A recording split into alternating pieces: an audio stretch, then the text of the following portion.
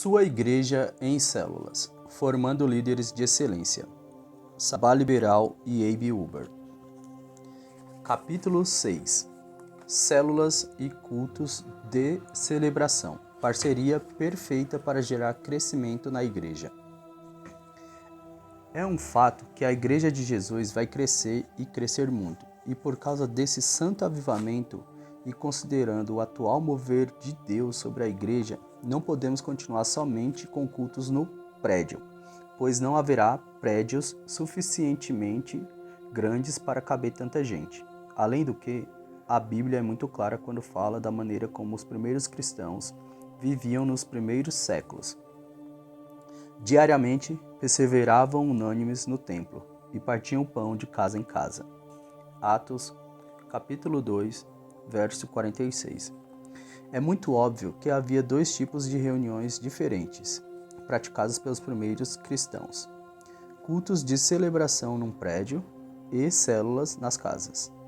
Um precisa do outro, e um não subsiste sem o outro. Ambos se completam. É como o pastor Bill Beckham falou: a igreja é como um pássaro, precisa usar as duas asas.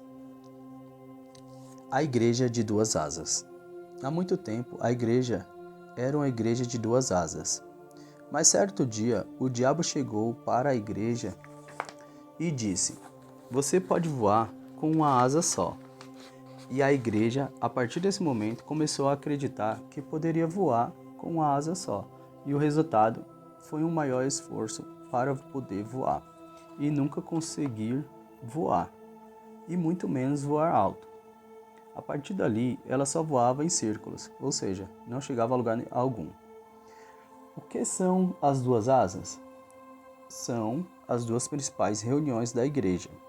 A primeira são as grandes reuniões, os cultos de celebração no prédio. A outra são as pequenas reuniões nos lares, as células.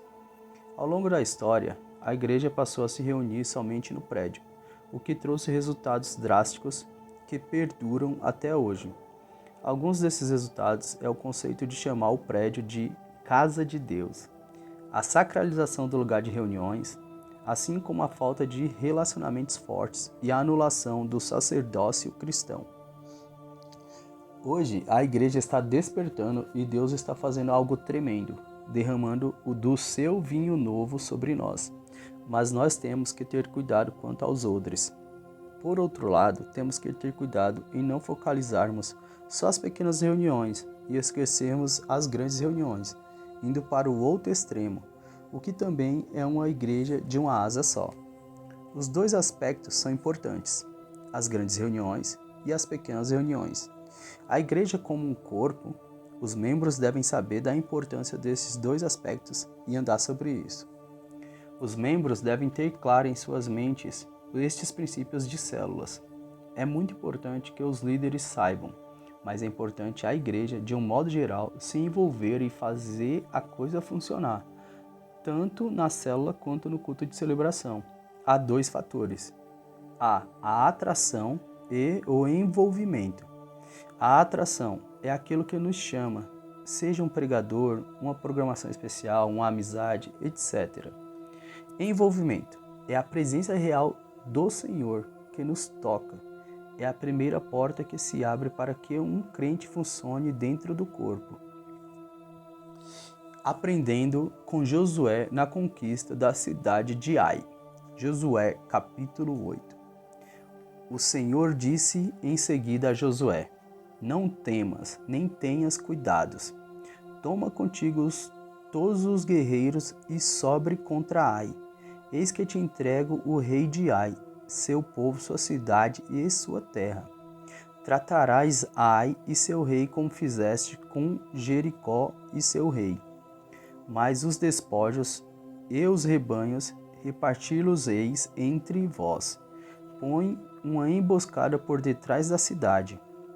Josué pôs-se a caminho com todos os guerreiros contra Ai. Escolheu 30.000 homens valentes e fê-los partir durante a noite. Deu-lhes esta ordem: atenção! Ponde-vos em emboscada atrás da cidade, mas a pouca distância, e estai preparados. Eu e todo o povo que está comigo nos aproximaremos de Ai, e quando saírem ao nosso encontro como da primeira vez, nós fugiremos. Atraí-los-emos em nossa perseguição, longe da cidade, pois dirão: ei-los que fogem diante de nós como da primeira vez. Durante essa retirada, saireis de vossa emboscada e tomareis a cidade que vos entregará o Senhor vosso Deus. Depois que a tiverdes tomado, por-lhe-eis fogo segundo a palavra do Senhor. Estas são as minhas ordens. Josué fê-los partir, e eles se postaram em emboscada entre Betel e Ai, ao ocidente. Josué ficou aquela noite no meio do povo. Josué levantou-se bem cedo e passou em revista a sua gente. À frente da sua tropa, subiu contra Ai com os anciãos de Israel.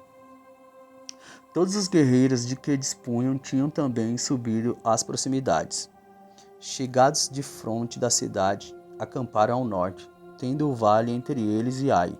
Josué tomou cerca de 5.000 homens e os pôs de emboscada entre Betel e Ai, ao ocidente, tendo o povo instalado todo o seu acampamento ao norte da cidade, e a emboscada ao ocidente. Josué avançou durante a noite pelo meio do vale. Logo que o rei de Ai viu aquilo, saiu apressadamente da cidade com a sua gente ao amanhecer e veio ao encontro de Israel. O rei, seguido de todo o seu povo, saiu para um lugar combinado do lado da planície, ignorando que uma emboscada estava armada contra ele atrás da cidade. Josué e todo o Israel, fingindo bater em retirada, fugiram para os lados do deserto. Então, com grandes clamores, toda a população da cidade, precipitando-se ao encalço de Josué, juntou-se para persegui-los e afastou-se da cidade. Não ficou um homem sequer em Ai, que não saísse em perseguição de Israel, até deixaram escancarada a cidade. O Senhor disse então a Josué: levanta a lança que tens na mão contra Ai, porque eu te entrego. E Josué levantou a sua lança contra a cidade. Apenas tinha ele erguido a mão, levantaram-se subitamente os que estavam de emboscada e precipitaram-se sobre a cidade, ocupando-a e metendo-lhe fogo.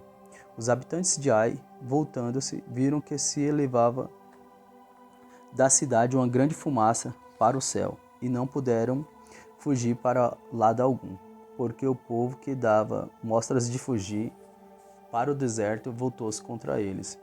Josué e todo Israel, vendo que os da emboscada tinham tomado a cidade e que dela subia fumaça, voltaram e feriram os habitantes de Ai.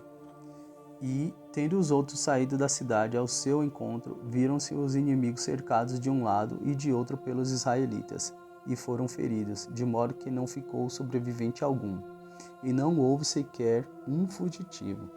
O rei de Ai foi capturado vivo e conduzido a Josué. Terminado o massacre dos habitantes de Ai, tanto no campo como no deserto, aonde tinham vindo em perseguição dos israelitas, depois que todos foram passados ao fio da espada, os vencedores voltaram à cidade e mataram toda a população. O total dos que morreram naquele dia, entre homens e mulheres, foi de 12.000, todos da cidade de Ai. Josué não retirou a mão que ele tinha levantado com a sua lança, até que foram mortos todos os habitantes de Ai. Os israelitas só tomaram os rebanhos e os espólios da cidade, conforme o Senhor tinha ordenado a Josué.